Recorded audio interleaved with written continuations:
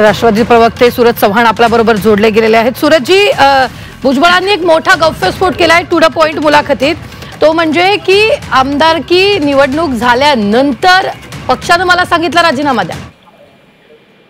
या बाबतीत वरिष्ठ पातळीवर काय चर्चा झाली ते अधिकृतपणे वरिष्ठ सांगू शकतात, परंतु आम्हाला जी माहिती आहे त्यामध्ये असं ठरलं होतं की भुजबळ साहेबाला स्वतः राज्यसभेवरती जाऊन केंद्रामध्ये काम करायचं होतं। त्यासाठी त्यांनी पक्षाकडे तशी त्यांची भावनाही बोलून दाखवलेली होती। त्यानंतर पक्षाने त्यांना लोकसभेमध्ये तिकिटासाठी प्रयत्न केला, पण महायुतीमध्ये नाशिकची जागा ही शिंदे गटाला सुटली। त्यावेळेस भुजबळ साहेब स्वतःहून म्हणाले की मला निवडणूक तिथे लढण्याची इच्छा नाही, मग त्यांनी राज्यसभेवर जाण्याची इच्छा व्यक्त केली। मग वरिष्ठ पातळीवर ते कधी राज्यसभेवर जाणार का विधानसभेच्या आधी जाणार नंतर जाणार ही चर्चा त्या वरिष्ठ पातळीवर झालेली, त्या बाबतीत वरिष्ठच सांगू शकतात। परंतु भुजबळ साहेबांची स्वतःची इच्छा होती की ते दिल्लीच्या सभागृहामध्ये जाऊन राष्ट्रवादी काँग्रेस पक्षाचं आणि महाराष्ट्राचं प्रतिनिधित्व करावं, यासाठी ते स्वतः त्यांनी पक्षाकडे तशी इच्छा बोलून दाखवलेली होती। सूरजजी, एक सगळ्यात महत्त्वाचं म्हणजे आमदार झाल्यावर राज्यसभेची ऑफर कशाला, असा सवालच त्यांनी या मुलाखतीत विचारला।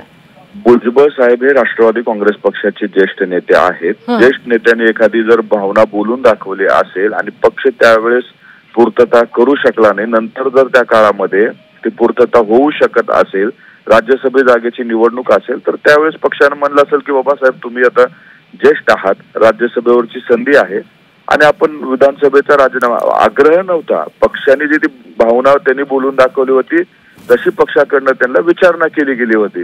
त्यांना असा आग्रह नव्हता की त्यांनी राजीनामा दिला पाहिजे आणि वरच्या सभागृहात गेलं पाहिजे।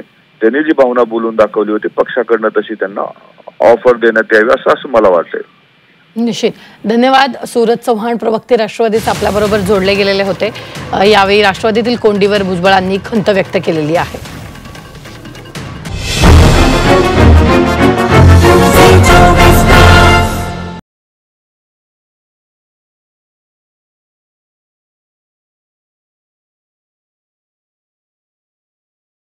तर दोन्ही राष्ट्रवादी काँग्रेसचं मनोमिलन होणार नाही असं भुजबळांनी म्हटलंय।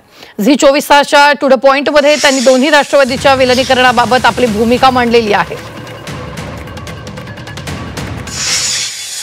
गेल्या अनेक दिवस चर्चा चालू आहे की राष्ट्रवादी काँग्रेसमध्ये मनोमिलनाचे वारे वाहत आहेत, भेटीगाठी सुरू आहेत आणि आम्ही तर असं ऐकतो की काही आगामी दिवसात याच्याबद्दल काही ठोस पावलं देखील उचलले जातील। काय अशी आहे चर्चा तुमच्या कानावरती भुजबळ साहेब?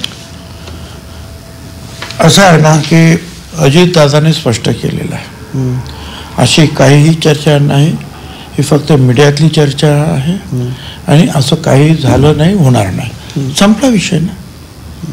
बाकी